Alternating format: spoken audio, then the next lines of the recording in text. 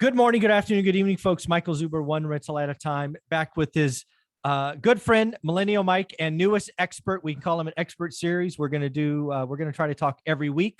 He has a very busy and a chaotic schedule, but I'm sure we will find time to make it work.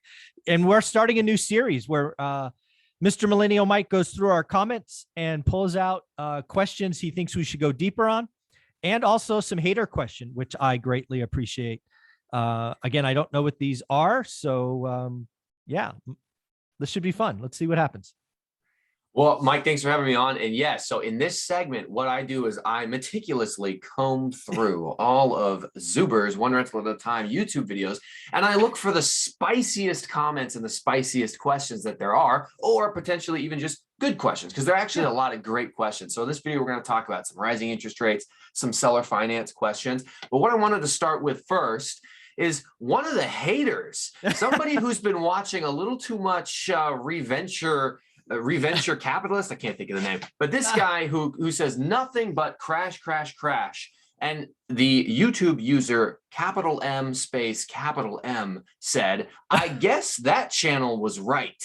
Can you guys do an apology video? What do you think, Mike? So I guess I have a couple of things. I see these comments, and I'm glad we're addressing this. I'd love to address this one time and move on, because I get about a dozen of these a week in different flavors. He was right, you were wrong, right? So I actually was on his page earlier today because I wanted to see what's going on. So we'll look at that in a minute. So I actually have a couple of thoughts. First and foremost, if I am wrong, I will clearly acknowledge it. If I owe someone an apology, I'm a big boy and will gladly do it.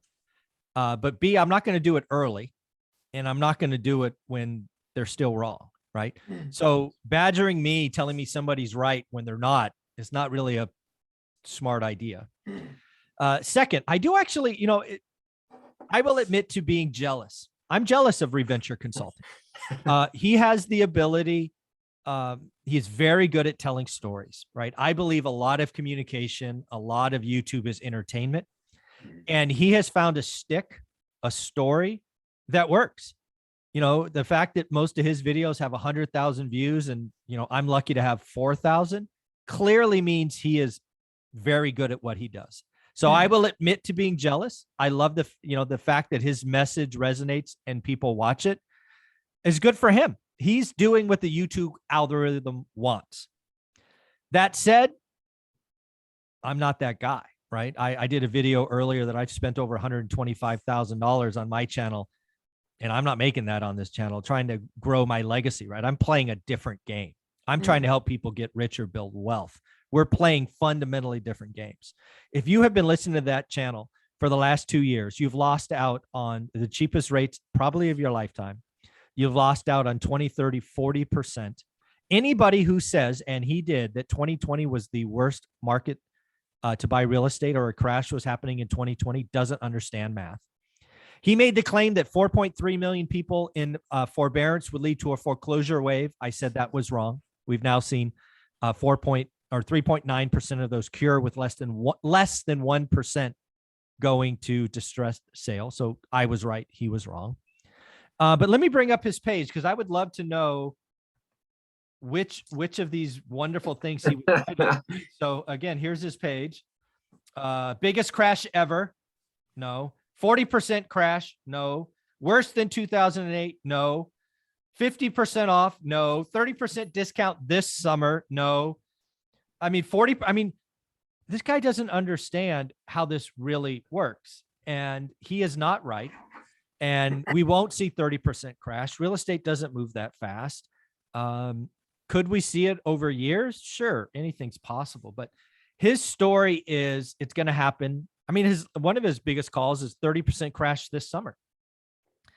That is so impossible as to not even be funny, right? The largest crash we ever had over 52 years was 8.9% for the country. So to have 30% in 3 months, come on. We could have World War III, and it might not be that bad, right? So again, I'm jealous. Freely admit it. His ability to tell stories, get clicks, get paid, awesome. I'm not playing that game, but he is very good at it. You must respect that.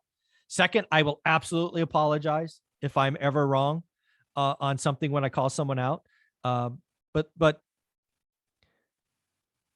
he's calling for value crash and I'm calling for transaction crash. I think I will be right again and he will be wrong again.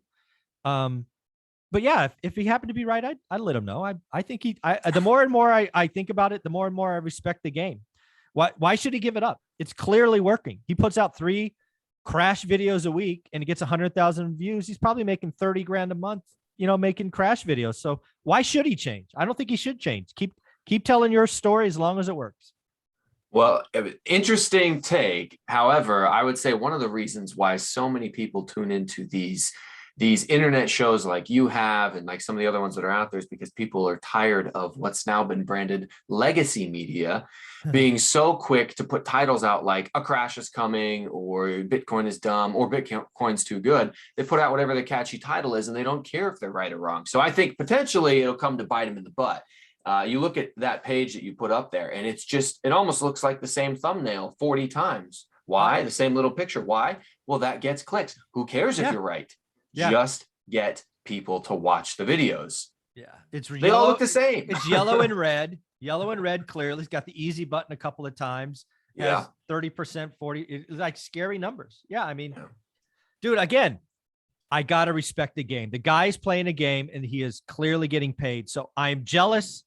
I'm a hater, whatever you want to call it. He is crushing it. He is winning today. We're just playing different games. Okay. All right. Well, let's move on to the next question. So another wonderful hater, Jorge Orpinal Perez, YouTube user, says, wait, like a week ago, Mike, you said the market is going to shock people with even higher prices. And now you're literally saying the market is going to crash. Wow. Flip, flop, flipper on site. I think this person misunderstood what type of crash you were referring to. What are your thoughts? Yeah, so I think he posted that on a video with Inland Empire. So possibly. So again, I want to be very clear. I think we are going to see the largest crash in transactions peak to trough that we've ever seen, which means that means about 50%. I think that's coming. I think we're already in full flight. We should see double-digit drops in transactions as soon as July or August. It's going to be horrible. It's going to be bad. And it could dent GDP, which again is something I'm calling for, right? I'm playing a game where you see a series of dominoes. I'm not only looking at the next step, I'm trying to look around the corner because that's where you make the real money. If you can look around the corner and see what's coming, it could be awesome. Why did I do that? What did I tell you 6 or 9 months ago? Raise money when it was cheap and easy to get. I did it. I told people to do it. Some people followed, some didn't. That was looking around the corner. Now, look, you can't raise as much money in a burr. You can't do cash out refis. I was right.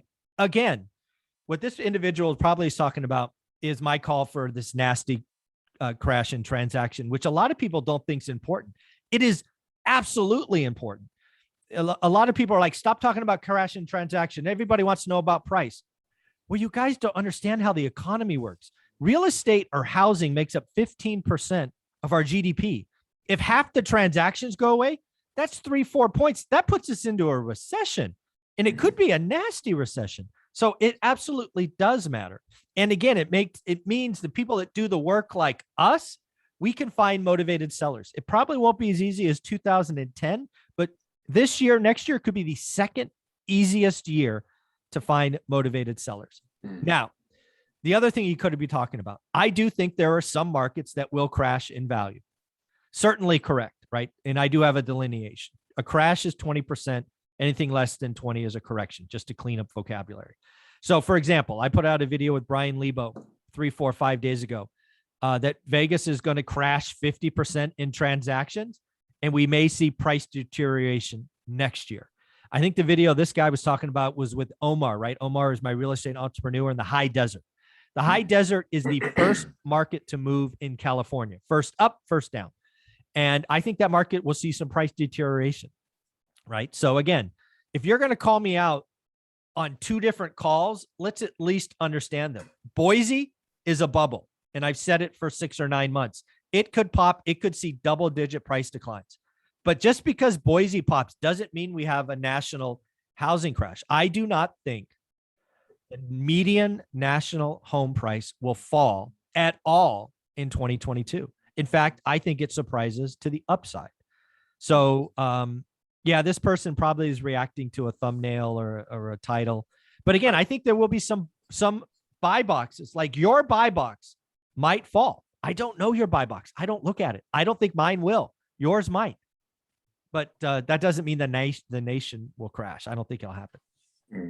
Yeah, I think that it's just too early to tell. Things move too slowly. I think, unfortunately, if people don't want to actually do the time to listen to the whole video and do the research to understand how the crash in housing transactions could lead to a recession, which potentially, if the recession gets ugly enough and it impacts other industries and causes people to be laid off, maybe down the line, you see some reduction in prices. But you can't really make that assumption or forecast that this early. It's just reckless. That's why I am not yet calling 2023. I don't know if 2023 will be up and down there. I can look around the corner, but I can't look around the corner and down the block, right? I mean, that's just too far, right? I don't know, right? The Fed could do this, Ukraine could do that. I mean, there's just all these other variables, but I can tell you right now, national median home price will not see a negative number in 2022. Okay, on to the next topic.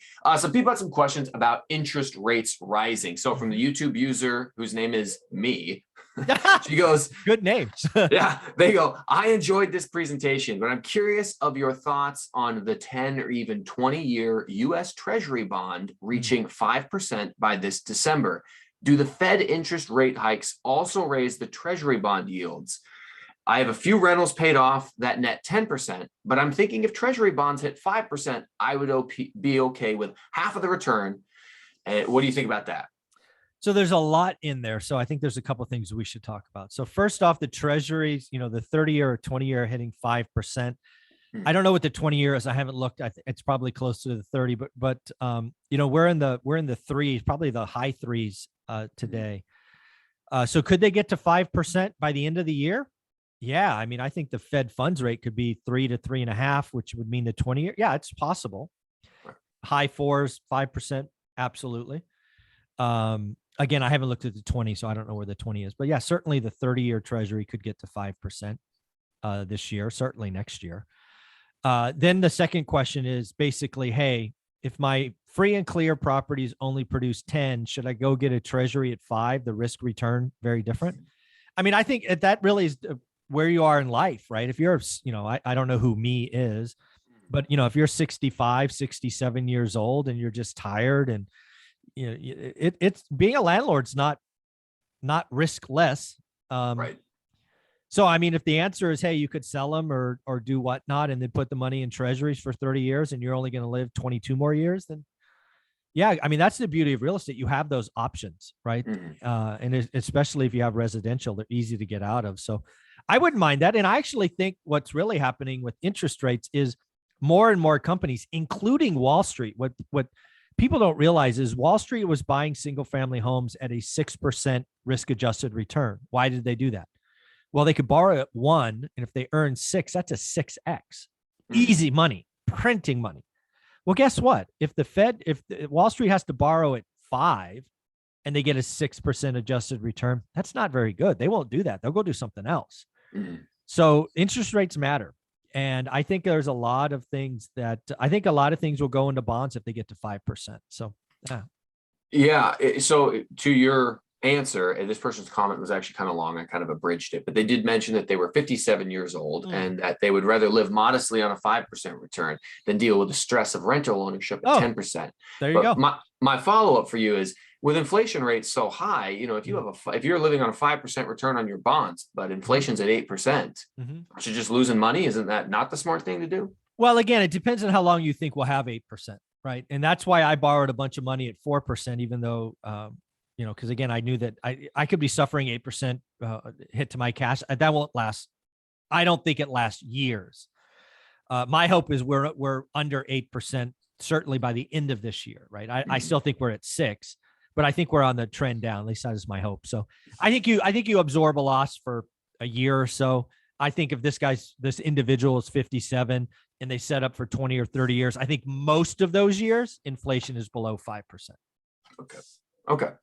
YouTube user Zuriel Murata is pretty simple one. If the mortgage rates are rising, how would an investor see this in terms of their cash flow? Is the silver lining going to be rising rents? Actually, I don't. So, Read it one more time. I got lost because my brain went two ways. If the mortgage rates are rising, how would an investor see this in terms of their cash flow? Yeah, so that's part one. Thank you. Well, the short answer is if all else being equal, the obvious answer is cash flow goes down. But if you follow my strategy and what I tell you to do, you should be excited because rising interest rates actually hurt homeowners the most. And one rental at a time is built on residential properties, houses, duplexes, quads. And our largest competitor are homeowners, owner occs. And what is happening there, because their properties don't produce income, a lot of them are just frozen out. CNBC reported the other day that we've lost 18 million home buyers because rates went from 3 to 6. Demand is going to fall, which means as an investor, I can create better deals because all I worry about is yield. I really don't care about price. I certainly don't care about interest rates. I would gladly, if the market went to 10% interest, 30-year money, that would be awesome for investors. It would suck for homeowners, no question. But again, for an investor, it'd be awesome because then again, I could do more seller financing or get lower prices on things with equity. So I don't really think about interest rate because it's just one variable. The answer is put it in your spreadsheet. A great deal is always a great deal, even if the cost of the capital is up. One rental at a time doesn't change because of a rise in interest rate. It does reduce competition, which is the silver lining for me.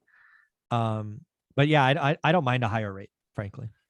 This kind of ties into another question another user had, Sean Academia, and they asked, how does someone who's priced out of buying increase rental demand? Wouldn't they already be a renter?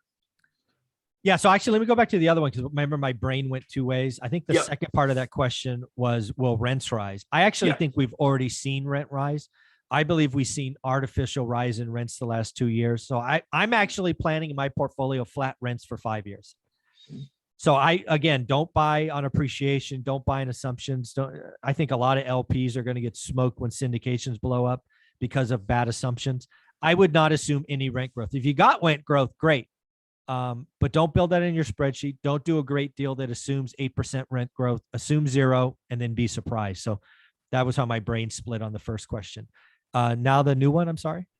Sean Academia said, how does someone who's priced out of buying increase rental demand? Aren't they already a renter? Well, you're assuming a lot there, right? And that's, I mean, you don't know the situation, right? So really what we're talking about here is first-time home buyers. And where are first-time home buyers coming from? Well, they could be coming from mom and dad's house. They could be coming from a roommate situation. They could be moving across the country. So, I mean, there's a lot of churn. And if the housing is unaffordable and you can't buy, most people would want to live in a home. Maybe you're leaving an apartment and going to a home. Maybe you're leaving a studio apartment, going to a 3-bedroom home with a roommate. Without question, homes are in higher demand today because of what we've gone through. You want more space. You want to store your junk. You want to do your office, your gym, your backyard. There are lots. Rental demand will go up because affordability is down. It's just common sense. I'm going to jump in on this one. So what you can never do, no matter what happens in the economy, the market, or politics, you can never stop that slow march of time. Everybody gets older. So when do people first buy their home? Usually around 30, 31, 32 is when people are first buying a house. And when do people move out of mom and dad's house? 18 to 21. Well, if all of these newly 30, 31, 32-year-olds cannot move into houses, they're staying in the rental market. But there's always new 18 to 21-year-olds getting older every year. And so that increases the supply of people trying to buy the same amount of rentals. And so that's where if these people don't move on to housing and they're stuck in the rental market, that's what's increasing the demand. Exactly. Okay, real estate market moving slow versus fast. One of your favorite topics to talk about. You already touched on it briefly earlier. Sergio Antonio Zapata, who's a big fan of yours. Hello, Mr. Zuber. Excellent analysis. Again, I disagree with the analysis regarding real estate moving slower. Real estate has always moved slow, but it has never moved faster. With the age of information here, 24-hour news cycles, and very accessible information, the market will move faster than anyone anticipates. And then he goes on to say, another pointer is rates. Nobody, apparently not even you, nobody anticipated their recent growth Some swore they couldn't go up that fast, and look what happened. But again, at the end, he does end it with saying great content. So a couple of things. Yeah. So certainly did not, again, love to admit when I'm wrong, to the earlier question. One of the things I admitted, I don't know, 2 or 3 months ago, my call on rates for the year was right, but way off on timing, right? I thought we would get here in December. We got here in June. So again, I'll admit when I'm wrong, I was absolutely wrong on that. I didn't think we'd be here this year, or at least not till December. So clearly I was wrong. He's right. I don't know anybody that called a once in a lifetime, because rates have never done this. In the 52 years I've studied this, rates have not moved this fast in 100 days. So shout out. Yeah, you're right. I missed it. I was wrong. I don't know if anybody did call it, let me know. I'll give them a heads up. So there. Now for real estate, I agree that the news cycle is fast. I do believe Bigger Pockets, YouTube University.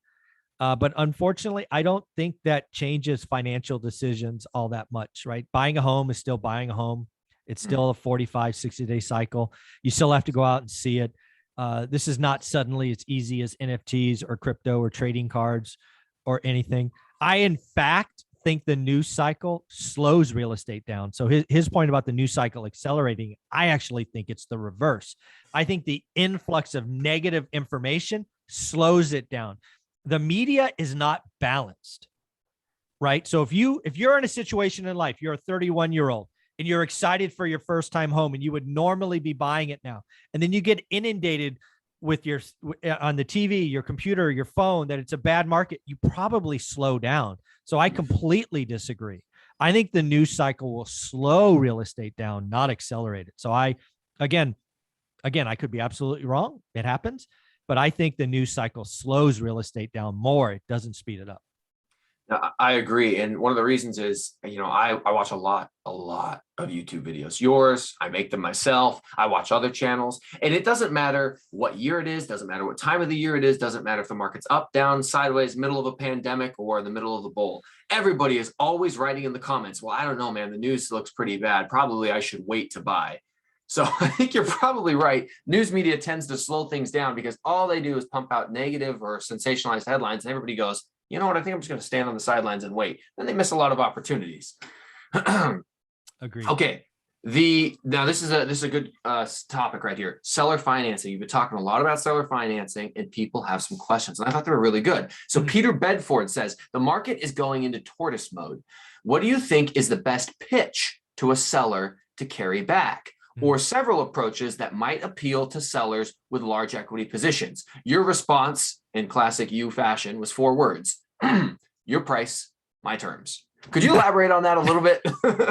Yeah. So one of the things we did is we did a deep dive 90-minute session. You can find it in my playlist called Deep Dive Now. But the whole idea is basically this. We're going into a market that's slowing down, and you're going to have to build a relationship with the seller. And basically, it's exactly that. I use an example that the seller wants $1 million. I'm willing to pay him 800 cash. He doesn't like that, or she doesn't like that. Then I say something like, you know what? I could pay $1 million if we did this and that, and seller financing be a part of it. Because again, for me, Mr. Seller, price really doesn't matter. What matters to me is cash flow. I am one rental at a time. I am buy and hold forever. So if you want me to pay $1 million, I need terms where I can hold the property forever, because I know over time that my 800 will grow to $1 million. So what I will do, Mr. and Mrs. Seller, is I will give you $100,000 today. I'm going to ask you to carry 900 grand for 10 years interest only at 2%. What is that going to do for you? Well, it's going to give you your price. You're going to get a little walk around money today. I'm going to be able to hold the property forever. And oh, by the way, you're going to significantly reduce your taxes. You are going to remove your daily, weekly, and monthly headaches. And oh, by the way, you have a secured position that will give you income for the next 30 years or 10 years or whatever I just said into your retirement. Let's talk about it. Because again, I have to hold forever. I don't care about price. I care about cash flow. Let's go. Something like that. Okay. So that leads me to the next question, which is asked by Kyle Horn.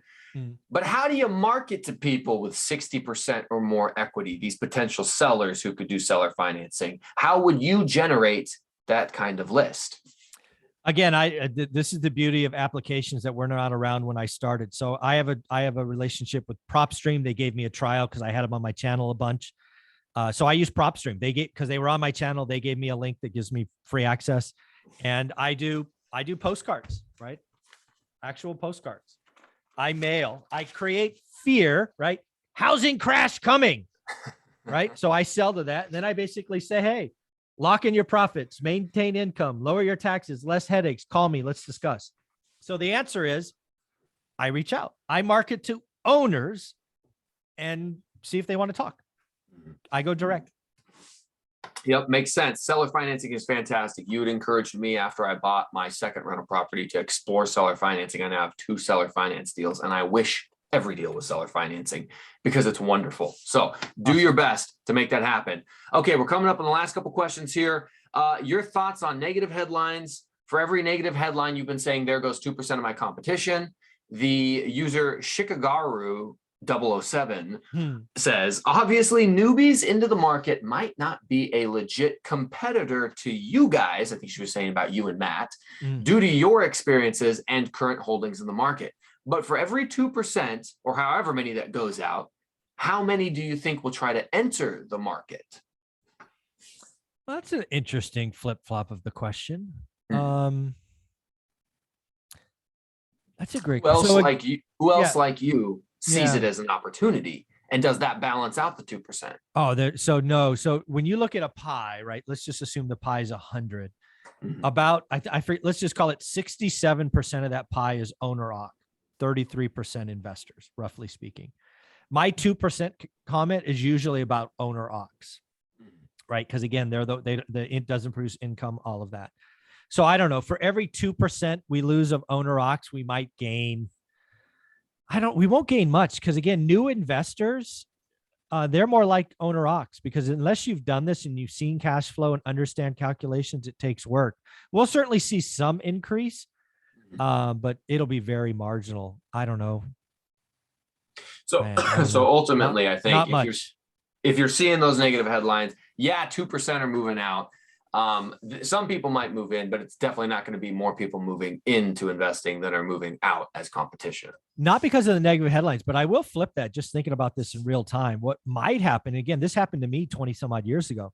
If the stock market continues its downward pressure and goes 50%, like the Dow and S&P, which are all around 20% today, if they ended up going down 50%, we'll see more investors come to real estate. That will happen. Right. When stocks are, I don't understand. It's a casino, all the things that I said decades ago, that will cause more investors to come. Absolutely. But we're not there yet. Okay. Two more questions. If you were president for a day, it could fix the market. All right. Again, this is from the YouTube user, me. Mike, a little off topic, but what real changes could or should be made to correct housing, which allows for more people entry into housing, but still fosters an investor market? If you were president for a day, you could just wave a wand and make some changes. What do you think would help? Well, first off, let's be clear. That's a job I would never want. Talk about a job that there's no winning. So I would never want that job. But I did hear your favorite politicians running for that job. Oh my God. I think you said that in your financial news this morning. King Newsom. Yeah, that's so sad. So sad. Anyways, you're trying to distract me. What I would probably do is we base it, in my opinion, again, king for a day. We need to encourage a new way to think of building homes.